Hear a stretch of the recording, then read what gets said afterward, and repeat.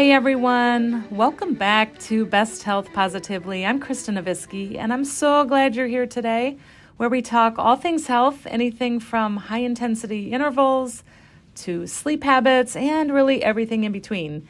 And today we're going to talk about regulating or balancing our nervous system. And you've probably noticed this term, nervous system regulation, commonly being used these days when we're hearing about healthy habits and ways to promote healing and prevent illness. And it's super important because a healthy, balanced nervous system is the foundation to good health because it allows the body's innate or natural healing processes to work right. And for this reason, it's being referenced as something to pay attention to and to use tools or exercises to promote this, to take care of our bodies. So I think it's really cool that it's now part of everyday healthy habits to talk about taking care of our nervous system. And so what we're really talking about with this is regulating or restoring calm to our nervous system. And we've touched on this in other episodes when we've talked about stimulating parasympathetic nervous system activities. So some of this may sound familiar, but just a real quick review here. There are two parts to our autonomic nervous system. The part that responds to stress with fight or flight, and that's called the sympathetic nervous system. And then there's the calming part of the nervous system. That's for healing and restoration, and that's the parasympathetic nervous system. And when the two parts of the nervous system get out of balance, and most often that means the sympathetic nervous system is overactive, we have what's called this nervous system dysregulation. It's really just a fancy way of saying imbalance. And so you're probably asking why it's so important to have these two parts of the nervous system balanced. And I'll tell you why. To restore calm and healing in our bodies. Because, like I mentioned, our body's own healing and repair mechanisms don't work right when the nervous system is not balanced. So this balance is a big factor in disease prevention. And for other things too, like emotional balance, mood stability, resilience, being able to respond appropriately to stress. So balance is extremely important. And on the flip side, it's also important to be aware of your body and recognize when things just don't feel right, which may be signs of a nervous system imbalance.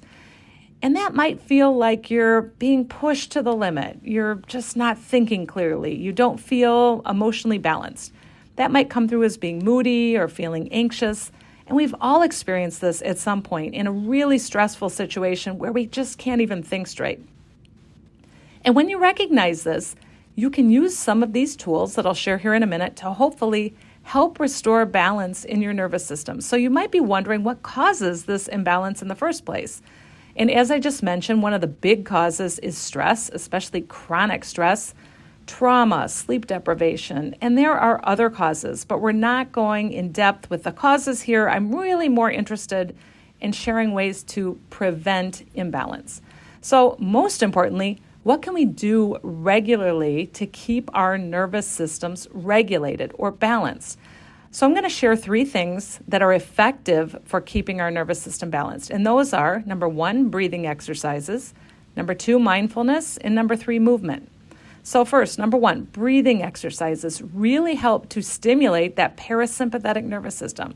And there are many types of breathing exercises that you can check out online. For example, there's box breathing, belly breathing, resonant breathing, and others. There are so many different types. And if you find something that you think is interesting and you want to give it a try, even 3 or 4 minutes at a time is helpful to reset your nervous system. All right, next, number 2, mindfulness or meditation. Being mindful or present takes practice, but you can start this with whatever you're doing. If you're sitting at your desk, if you're driving in your car, these are just small ways to practice being mindful or present in the moment and focused only on what you're doing. It helps to restore calm. Or if you'd prefer, meditation is also effective. There are so many apps for guided meditation. For example, I think one that I've used was called Happy Mind, and that was good. It was for all skill levels, and they had different guided meditations for all different time durations. You know, there was a 3-minute, a 5-minute, 10-minute, 20-minute. So there are many apps. Certainly you could find one that you could use for meditation. And then number 3, movement. Movement like walking and yoga, these types of movement support nervous system regulation. You guys have seen those posts that talk about a walk as being basically the cure-all for anything. And one of the ways walking seems to be so good for so many things is because of the effect it has on our nervous system.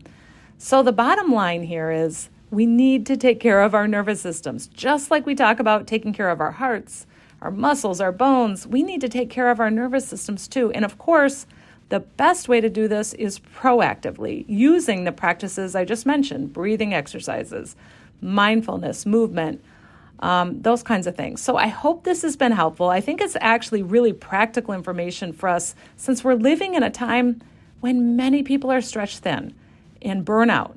We need to think about how to address this and ideally prevent this before we find ourselves in that kind of situation of, being stressed out or burnout.